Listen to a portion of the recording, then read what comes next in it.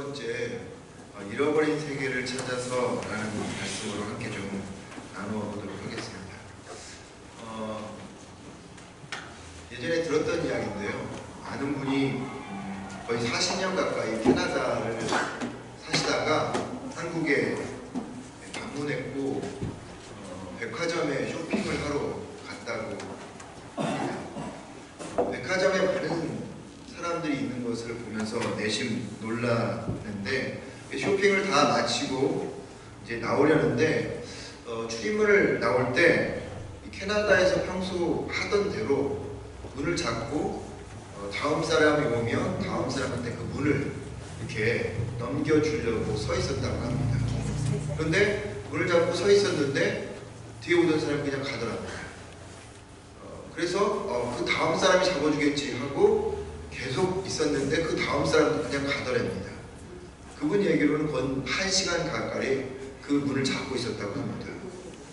뭐 그렇게까지는 아니더라도 하여튼 오랜 동안, 그래서 아마 사람들은 그렇게 생각했겠죠. 백화점의 직원인가 보다.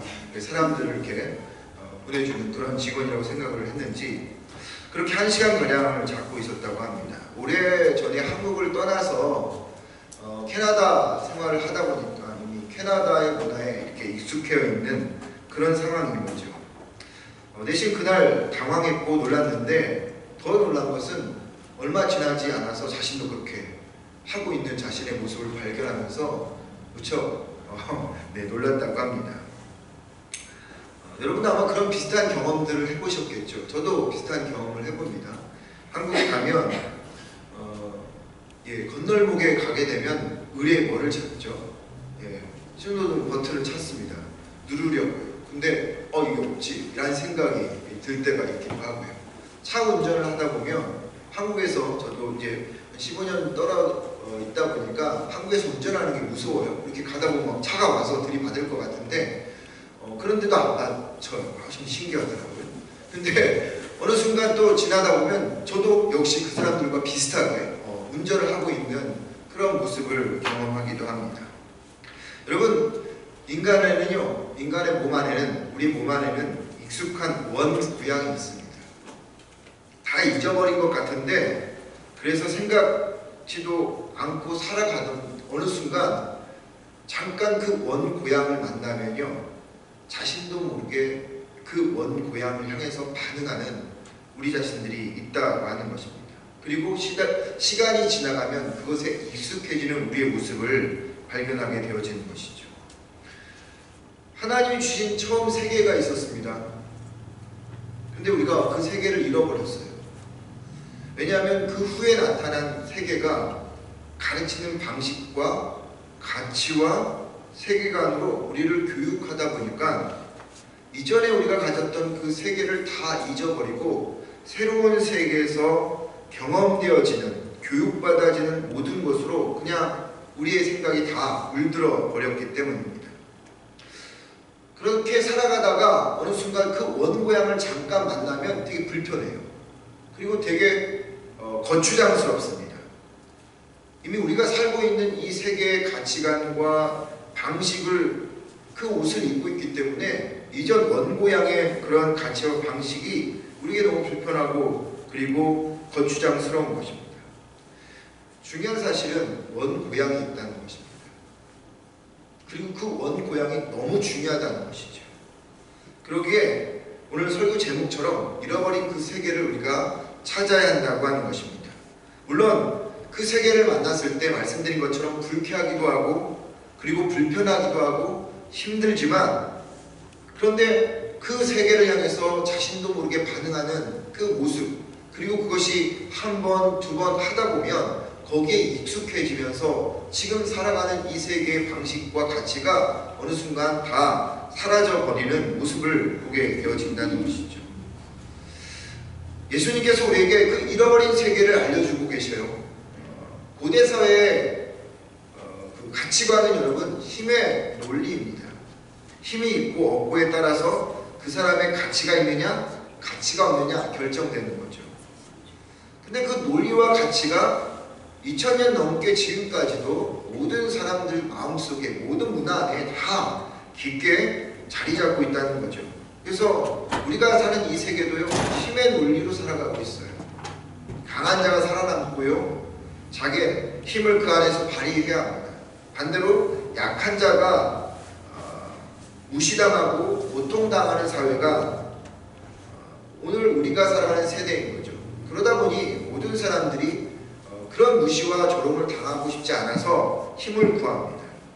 예수님 당시 때도 힘의 논리가 있었어요. 그게 38절의 말씀입니다. 또 눈은 눈으로 이는 이로 갚으라 하였다는 것을 들었으나, 이런 말씀이 있어요. 당시 이스라엘 백성들 사이에 떠도는 이야기인데, 다른 사람에게 한 대 맞았을 때 내가 한 대 때리는 것은 공평한 사람이고, 두 대를 때리는 것은 힘이 있는 사람이다. 그러나 한 대를 맞고도 대항할 수 없는 사람은 남자로서 수치스러운 사람이다 라는 그런 말들이 있었습니다.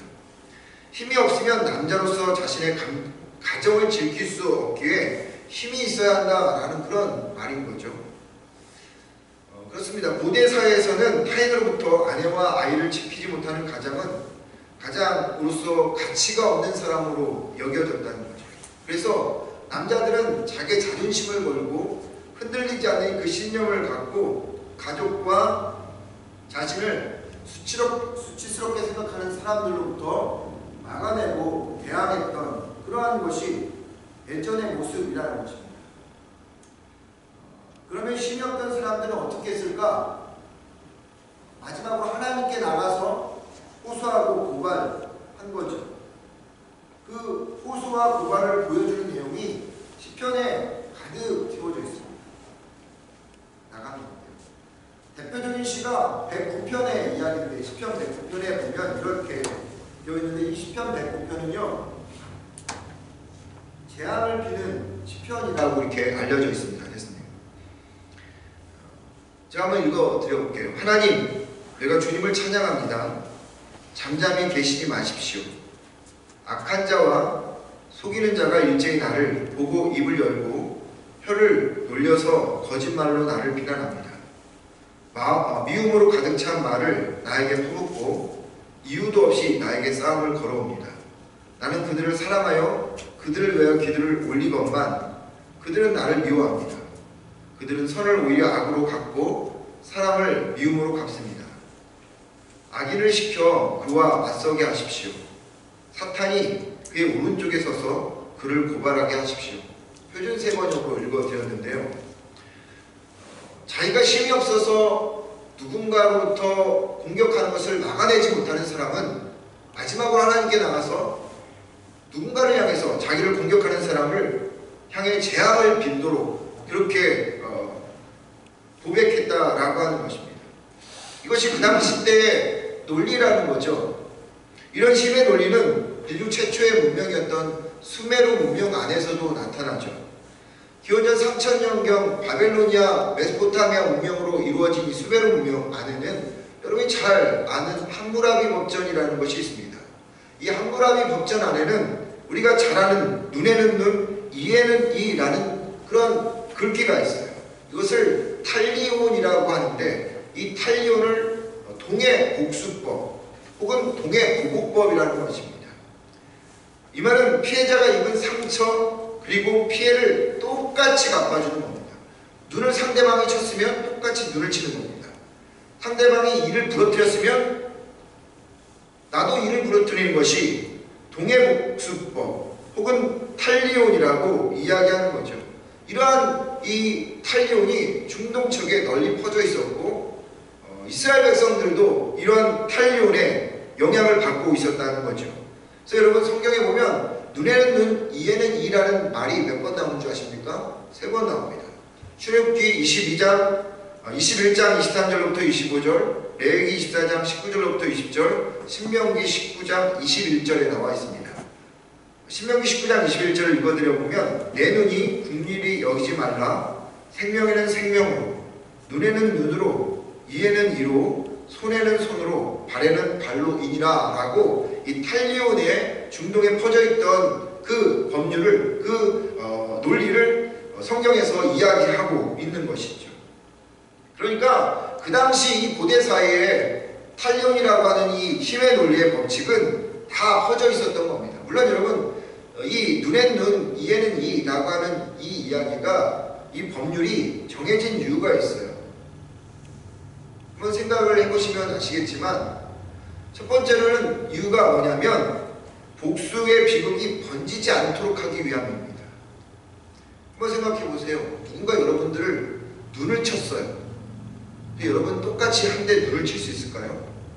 사람이 그 정도로 이성적인 사람입니까? 한 대 맞으면 우리는 보통 분노가 일어나서 두 대 칠 수 있는 것이 우리인 거죠. 혹은 한 대 맞고 칼로 누군가를 죽일 수 있는 것이 우리라는 것입니다. 그러니까 엄밀히 말하면 이 복수가 번지지 않도록 정해놓은 것이 탈리온이라는 것입니다. 두 번째로는 이 개인의 문제가 공동체의 문제로 번져나가는 것을 막기 위함입니다. 아이들 싸움은 어떻게 되죠? 어른 싸움 된다는 말이 딱 그 말입니다. 이 어떤 한 사람과의 싸움 속에서 문제가 가족과의 싸움으로 벌어지기도 하고 공동체로 번져지기도 하고 나라와 나라의 문제로 벌어지기도 합니다. 1차 세계대전이 그렇게 벌어진 것 아니겠습니까? 세 번째가 뭐냐면 정확한 재판 기준이 있어야 된다는 거죠.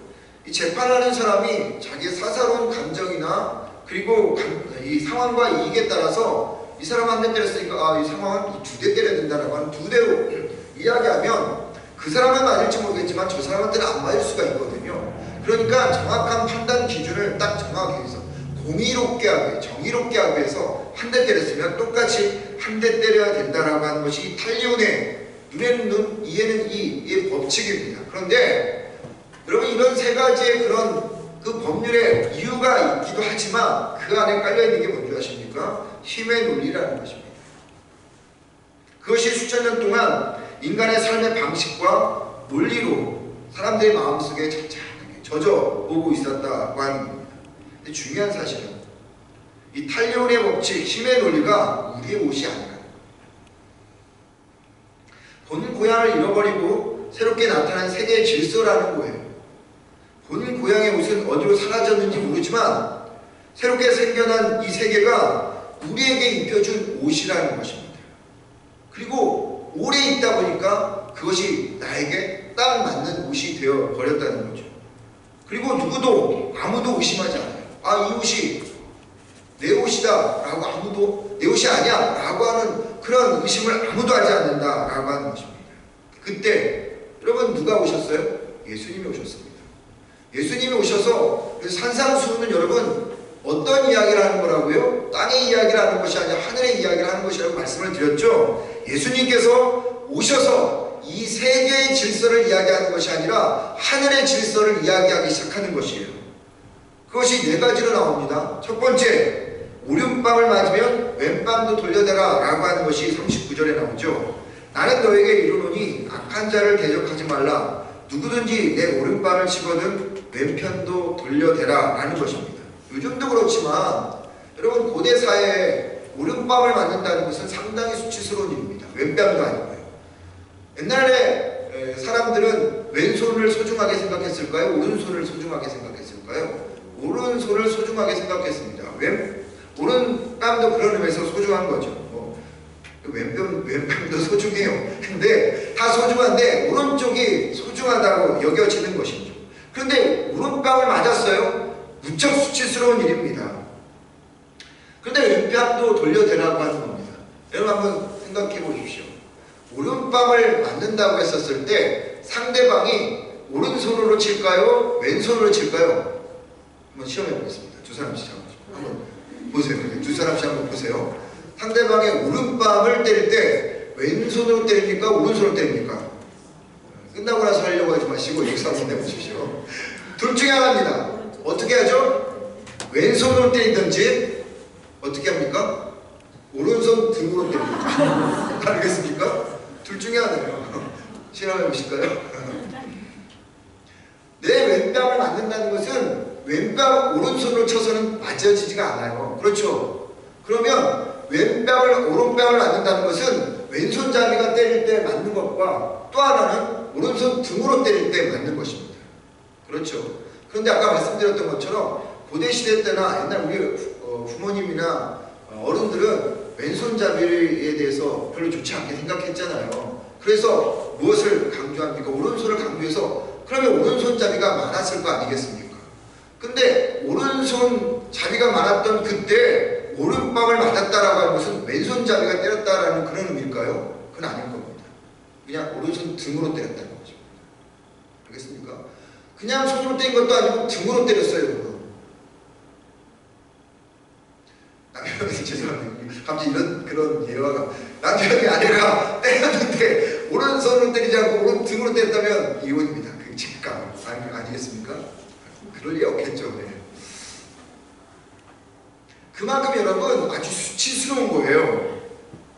그런데 오른손 등으로 때렸다라고 하는 것을 우리가 가정에서 생각해 본다면 무척 수치스러운 일이에요. 그러면 여러분 우리는 눈에 눈, 이에 눈으로 그 사람을 죽여야 합니다. 최고의 치욕을 맛보게 했기 때문에. 그런데 예수님께서 뭐라 이야기하십니까? 네, 왼뺨도 돌려대라고 이야기합니다. 왜냐하면 그게 원 세상의 질서이기 때문입니다. 지금은 힘에 지배하는 세상이다 보니까요, 오른뺨을 맞으면 똑같이 오른뺨, 더 나아가서 왼뺨도 때려주는 것이 이 질서고 이 세상의 모습입니다. 그래서 그렇게 있다 보니까 편해요. 우리 똑같이 그렇게 해야 됩니다. 그렇지만 우리가 잃어버린 세상에서는요, 오른뺨을 맞으면요 왼뺨도 돌려대는 것이 그 세계의 질서였고 그것이 그 세계에서 더 편한 삶이었어요. 예수님 말씀하시는 이 내용은 뭔지 아십니까? 보복하지 말라는 겁니다. 보복 누구에게 있다고요? 하나님께 있다라고 하는 것입니다. 그래서 예수님께서 바울도 원수 갚는 것은 내게 있으니 내가 갚으리라 라고 이야기한 것입니다. 온 세상은요 그냥 사랑하고 용서하는 것밖에 없었어요. 두 번째, 예수님께서요 그 하늘의 세계의 질서를 이야기합니다.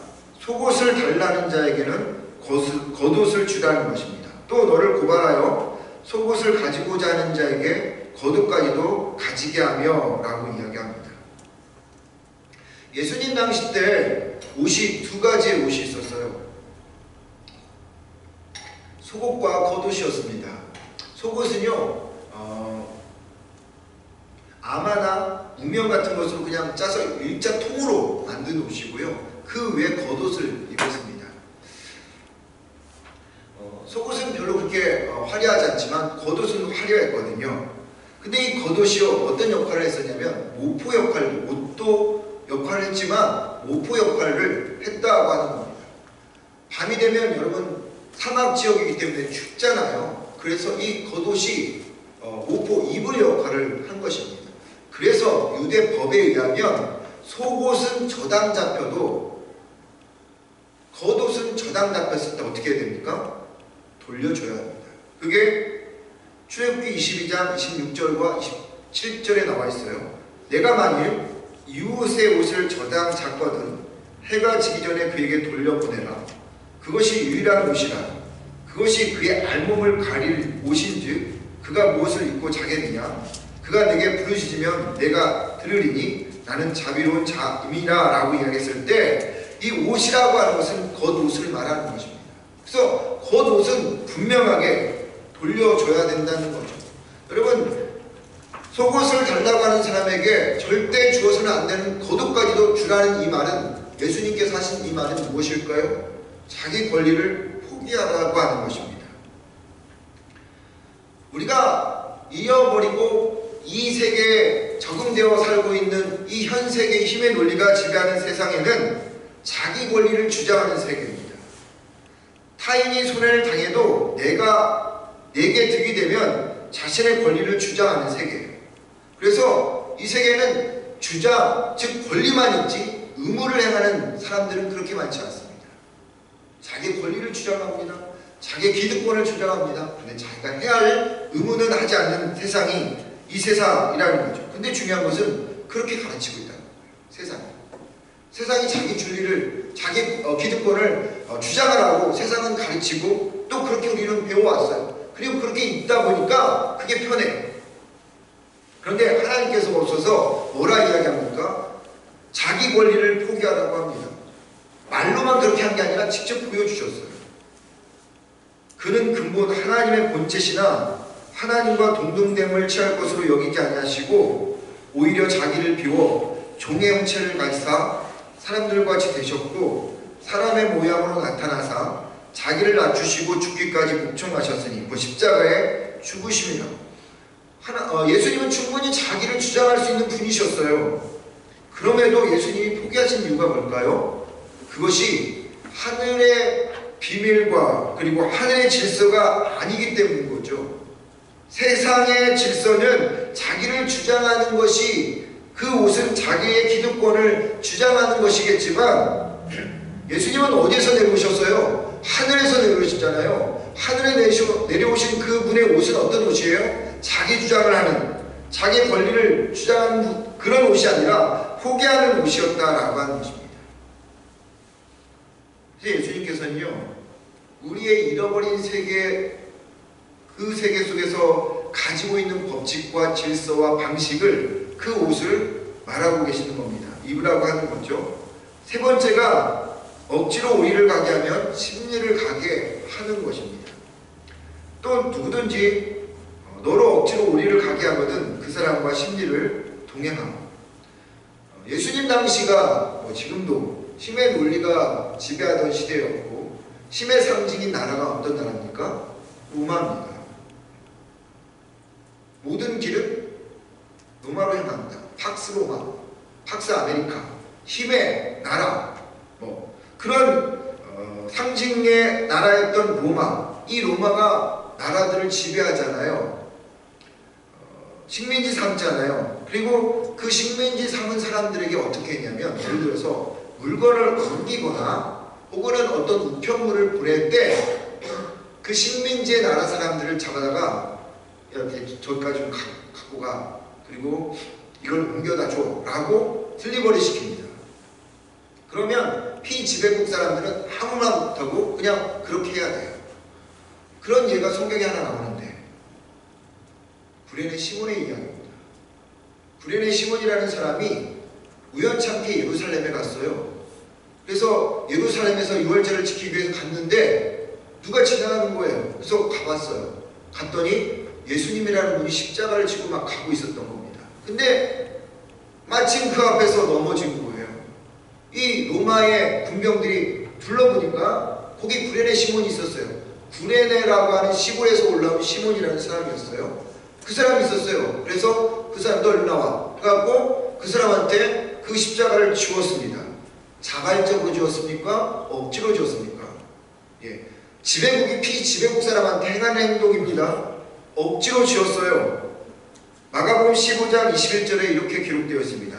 마침 알렉산더와 루포의 아버지인 구레네 사람 시몬이 시골로부터 와서 지나가는데 그들이 그를 억지로 같이 하게 하여 예수의 십자가를 지우고 오라고 합니다. 이게 뭐냐?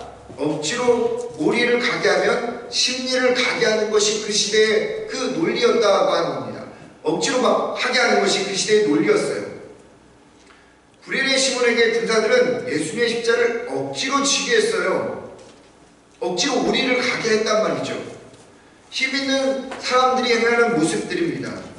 로마법을 사용해서 군사들은 시몬에게 불평부당한 일을 시킨 겁니다. 새로운 세계에서도 여러분 이런 불평부당한 일들이 비일비재하게 일어났잖아요. 내가 좋아서 자발적으로 하는 것이 아니라 의지적으로 하는 것이 아니라 그거는 상관없이 억지로 불평부당하게 시키는 일들이 얼마나 많습니까? 정부를 통해서도 그렇고요. 혹은 나라, 학교, 직장을 통해서도 또 사람 관계에서도 그렇게 벌어지는 것입니다. 그래서 큰 죄를 저지른 사람들은요, 법과 결탁하여서 거리를 활보하는데 힘없는 약자들은 이 법이 얼마나 칼같이 아주 정확하게 지켜지는지 그 안에서 고통을 당하고 있는 겁니다. 그래서 그런 이야기가 있잖아요. 유전무죄, 무전유죄. 돈이 없으면 힘이 없는 세상이 돼버린 것이죠. 근데 그게 진짜 옷이냐는 거죠. 근데 그게 진짜 옷이 아니라는 겁니다. 예수님이 말씀하십니다. 그들이 불평부당함으로 내게 억지로 우리를 가게 한다면 거기에 더해서 심리를 가주라고 이야기합니다. 누구를 생각하면서 이야기했을까요? 구레네 시몬을 생각하면서 이야기하지 않았을까 생각합니다. 왠지 아십니까? 구레네 시몬이 나중에 어떻게 되는 줄 아세요? 그렇게 억지로 졌던 그 십자가의 그 주인공의 아들 알렉산더와 루포, 이 루포라는 사람이 나중에 초대교회 지도자가 됩니다. 거기에 알렉산더와 루포는 없었어요. 그냥 구레네 시몬만 있었어요. 그런데 이 사람의 아들들이 나중에 복음을 그 아버지로부터 받아들여서 초대교회 지도자가 되었다라고 하는, 감독들이 되었다라고 하는 것입니다. 억지로 오리를 갔는데 그 억지로 오리를 가서 십자가를 지었더니 그 십자가가 그 가정의 생명이 되었다라고 하는 것이죠. 예수님 말하십니다. 억지로 오리를 가게 했다면 심리를 가게 해주는 것이 하늘의 법칙이고 잃어버린 세계의 옷이라고 하는 것입니다. 이해가 안 되죠. 어떻게 불평부당한 일을 하는데 거기에 심리를 더해서 갈 수 있겠습니까? 그런데 우리가 이해하지 못하는 이것은요, 이 힘에 놀린 이 세계의 정신에 세뇌를 당하고 있기 때문에 그래요. 어떻게 오리를 가? 어떻게 심리를 가? 세상이 그렇게 이야기하거든요. 이 세계는 못한다고 이야기합니다. 근데 말씀드렸죠? 우리 안에는 원고향이 있어요. 그래서 예수님은 그 원고향에서의 모습은 사랑이라고 이야기합니다. 우리가 잃어버린 세상은 외적인 변화가 아니라 내적인 변화를 중요하게 생각하는 곳인데, 거기는 폭력과 투쟁이 아니라 사랑과 그 사랑의 십자가로 나가는 나라라고 이야기하는 거예요. 그리고 그 사랑의 나라를 우리가 계속 살다 보면 그 옷이 비로소 우리에 맞는 옷이 된다라고 하는 것을 말하는 거예요. 우리가 잃어버렸던 그 옷이라는 것을 말하는 것입니다. 마지막 예수님께서 뭐라 이야기합니까? 구하는 자에게 주며 꾸고자 하는 자를 거절하지 말라라고 이야기합니다. 42절입니다. 내게 구하는 자에게 주며 내게 꾸고자 하는 자에게 거절하지 말라. 예수님이 말씀하시는 우리가 잃어버린 세계의 삶의 그 행복의 조건이 뭐냐? 소유에 있는 것이 아니라 나눔에 있다라고 말하고 있는 것입니다.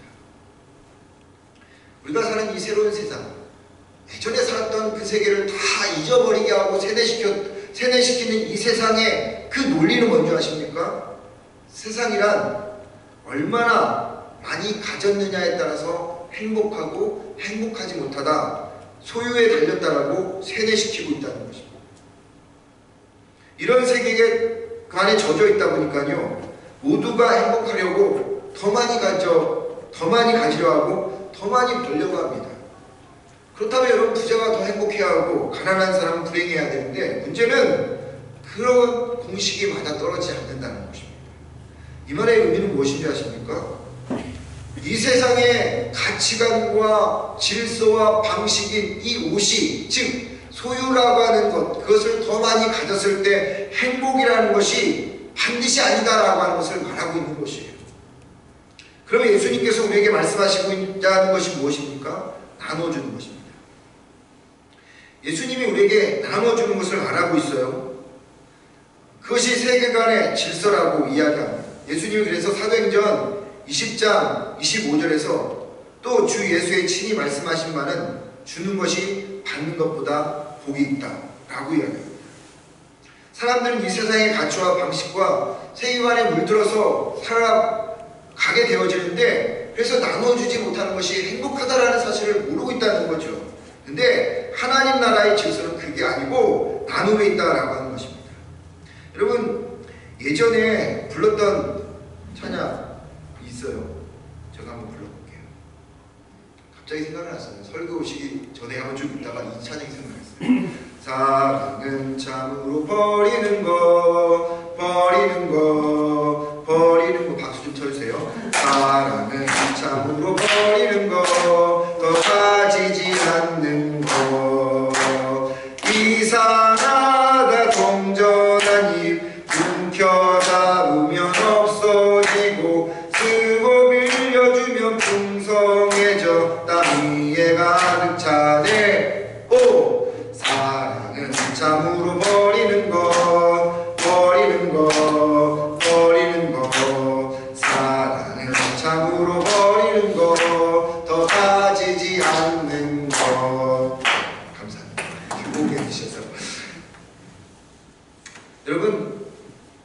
평안이라는 것, 행복이라는 것, 우리가 기쁨이라는 것은요, 소유에 있지 않습니다. 나눠줄 때 있다고 하는 것이죠. 근데 이 세상에 같이 그냥 쩌들어 살아서 그 옷을 입고 있어서 그 옷이 우리에 맞는 옷이라고 생각해서 나눠주지를 못한다는 것입니다. 예수님께서 그래서 나누어주는 것이 주는 것보다 더 복되다라고 말씀하신 거죠. 그러면 여러분, 오른밤을 맞으면 왼밤도 갖다 대고, 속옷을 달라면 겉옷을 주고, 억지로 우리를 가자 하면 심리를 가지고 구워달라고 하는 자에게 구워줄 수 있느냐? 이 세계에서 살면서 없어요. 아니, 할 수 없어요. 어떻게 할 수 있습니까? 그렇게 하면 바보라는 소리 듣고 멍청하다는 소리도 듣는데 못합니다. 근데 왜 못해요?